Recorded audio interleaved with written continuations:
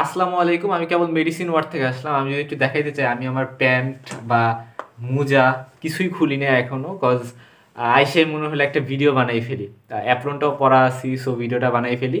তো আমার এই ভিডিওর যে টপিকটা, সেটা অ্যাজ ইউজুয়াল একটা কমেন্টের রিপ্লাই যে আহ, আমরা মেডিকেলে যারা পড়াশোনা করি, আমরা তো ইংরেজিতে পড়াশোনা করি। এটা আমি আমার গত এক ভিডিওতে বলছিলাম, যে আমাদের পড়াশোনার যে মিডিয়াম সেটা কিন্তু ইংলিশ। আমাদের বই ইংলিশে, বা আমরা যখন পরীক্ষার খাতায় লিখবো সেটা ইংরেজিতে। আমি সেদিন আমার রুমমেটকে বলতেছিলাম যে অ্যাকচুয়ালি আমি না বাংলা লেখাটা ভুলে যাচ্ছি, কারণ আমার সবসময় ইংরেজিতেই লিখতে হয়। তো বাংলা লেখাটা দেখা গেছে যে লিখলো, হাতের লেখাটা অতটা ভালো হবে না এখন, কারণ আসলে ইংলিশে লিখতে আমরা অভ্যস্ত। তো এত শত ইংরেজির ভিড়ে আমরা আসলে কিভাবে সার্ভাইভ করব? আমরা তো মানে যখন একটা ইংলিশ প্যাসেজ পড়ি, আমরা সেটাই ভালো করে বুঝি না। ইংলিশ একটা প্যারাগ্রাফ মুখস্থ করতে হইলে আমাদের তো অনেক দিন সময় লাগে, বা দেখা যাচ্ছে এক এক দুই তিন লাইন মুখস্থ করতে হইলেও আমাদের অনেক বেশি হার্ড টাইম ফেস করতে হয়। তাহলে আমরা এটা কিভাবে আসলে কোপ আপ করবো? এটাই একজন কমেন্ট করছে। আমি তার রিপ্লাই দেওয়ার ট্রাই করব।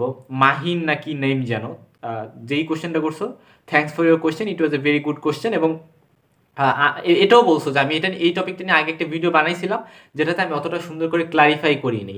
তো যাই হোক, আমি এই ভিডিওতে পুরা বিষয়টা একটু সুন্দর করে গুছিয়ে ক্লারিফাই করে বলার ট্রাই করব।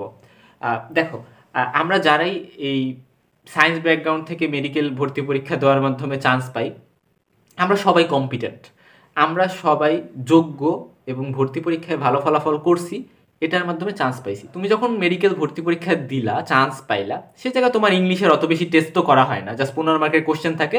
সেগুলা মোটামুটিভাবে গ্রামার বা কিছু টুকিটাকি ভোকাবুলারি, যেগুলা একটু মুখস্থ করে বা প্রিপারেশন নিয়েই পারা যায়। কিন্তু যখন মেডিকেলে তুমি আসলা বাংলা ভার্সন থেকে, আহ, তখন আসলে তোমার অবস্থা কি হবে? আহ, এটার আনসার হচ্ছে যে, আমি একটা কথা শুরুতে বলে নেই, তাহলে সবার জন্য একটু সুবিধা হয়। সেটা হলো, এমন অনেক কে আমি দেখছি যারা ইংরেজিতে এইচএসসি লেভেল থেকে শুরু করে হোক, হাই স্কুল লেভেলে হোক, সব জায়গায় খুবই কাঁচা ছিল। এবং ওদের একটা সাবজেক্টের কথা যদি আমি বলি, যেই সাবজেক্টটাতে ওরা খুবই ভয় পাইতো, সেটা হচ্ছে ইংরেজি। স্টিল ওরা মেডিকেলে আসার পরে ওরা কিন্তু বিষয়টাকে এত সুন্দর করে ওভারকাম করতে পারছে। ওরা পরীক্ষা হলে সুন্দর ডেলিভার করে, ওরা দেখা যায় ক্লাসে টপ করে, টপ 1 2 3-র মধ্যে থাকে, খুব সুন্দর করে নলেজ গ্যাদার করতে পারতেছে, এবং সব কিছুই ওরা করতে পারতেছে, পরীক্ষার খাতেও লিখতে পারতেছে। এটা কেন পারতেছে? কারণ হচ্ছে মেডিকেলে আসার পরে ওরা ওটা ম্যানেজ করতে পারে। এবং তুমি যদি এমন একটা ক্যাপাসিটি অর্জন করে থাকো যে না, তুমি মেডিকেলে চান্স পাইছো, তাহলে আমি মেক শিওর করতে পারি যে এটা নিয়ে তোমার কোনো সমস্যাই হবে না। এই যে ইংলিশের যে ব্যাপারগুলো, ইংলিশের ব্যাপারটা নিয়ে আগে যে অনেক একটা টাফ ধারণা থাকে যে আসলে আমি তো ইংরেজিতে কাঁচা, সো আমার দ্বারা বোধ হয় না মেডিকেলে চান্স পাইলেও পড়াশোনা হবে। কিন্তু এটা ভুল ধারণা। ইংরেজি কোনো হেডেক না। আহ, ইংরেজি যদি তুমি খুব ভালো পারো, ফর শিওর এটা তোমার জন্য অনেক ভালো একটা অ্যাডভান্টেজ। বাট যদি তুমি নাও অনেক বেশি এক্সপার্ট হও, জাস্ট একটু বুঝে বুঝে পড়ার মতো ক্যাপাসিটি তোমার থাকে, আহ, তাহলেই কিন্তু মোটামুটিভাবে তুমি সুন্দর করে মেডিকেল লাইফ পার করতে পারবা। বাট আমি সবাইকে অলওয়েজ ইনকারেজ করি যে ইংলিশটা খুব ভালো করেই সবাই আর্লি স্টেজ থেকে শেখার ট্রাই করবা, হ্যাঁ। আর তবে এটা অবশ্যই কোনো বেরিয়ার না, মনে রাখবা এটা একটা ল্যাঙ্গুয়েজ, ঠিক আছে? এই ল্যাঙ্গুয়েজটা কোনো বেরিয়ার হইতে পারে না তোমার জন্য। এবং স্যাররা যখন ক্লাসে লেকচার নেয়, তারা বাংলাতেই নেয়, টু বি ভেরি অনেস্ট। ইংলিশে হয়তো বা মাঝে মধ্যে নিতে পারে, বাট মেইনলি তারা বাংলাতেই কথা বলে, হ্যাঁ, বাংলাতেই তোমাকে সব কিছু বুঝাবে। এবং পরীক্ষা হলে ভাইবাতেও তুমি বাংলাতেই ডেলিভার করবা মেজরিটি থিঙ্ক। হয়তো বা ইংরেজিতে দু একটা ডেফিনেশন বা কিছু টুকিটাকি জিনিস বলা লাগে, বাট বাংলার ইউজটাও অনেক হয়, হ্যাঁ। বাট রিটেন এক্সামগুলোতে ইংরেজিতে লিখতে হয়, কিন্তু ওইগুলা তোমার যে ওইগুলা পারতে হলে ইংরেজিতে একজন খুবই দক্ষ পার্সন হইতে হবে, মোট এরকম না। তো ইংরেজিতে তোমার জাহাজ হইতে হবে না, জাস্ট বেসিক কিছু টুকিটাকি জিনিস জানলেই হবে।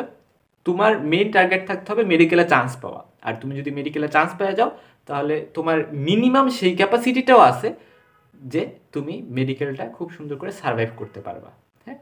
So just focus on physics, chemistry, biology, এগুলা ভালো করে পারো, এগুলা ভালো করে নলেজ গ্যাদার করো, বেসিকটা ক্লিয়ার রাখো, মেডিকেল অ্যাডমিশন টেস্টে চান্স পাও। আর ইংলিশ যদি তুমি ভালো পারো আগে থেকেই, ইটস আ প্লাস পয়েন্ট। না পারলে সমস্যা নেই, যেটুকু পারো সেটুক দিয়েও তুমি মেডিকেলে এসে সুন্দর করে ওভারকাম করতে পারবে ইনশাল্লাহ। এগুলো নিয়ে যদি তুমি আগে থেকেই টেনশন করো, তাহলে দেখা যাবে তুমি আসলে চান্সই পাইলা না। So first of all make sure তুমি চান্স পাইছো, তারপরে এখানে আসো। এবং যদি তুমি ইংলিশে ভালো থাকো, থাকলা, না থাকলেও সমস্যা নেই। এটাই আমার কথার সাম আপ। তো সবাই জাস্ট ফোকাস করো মেডিকেলে চান্স পাওয়ার বিষয়টাতে।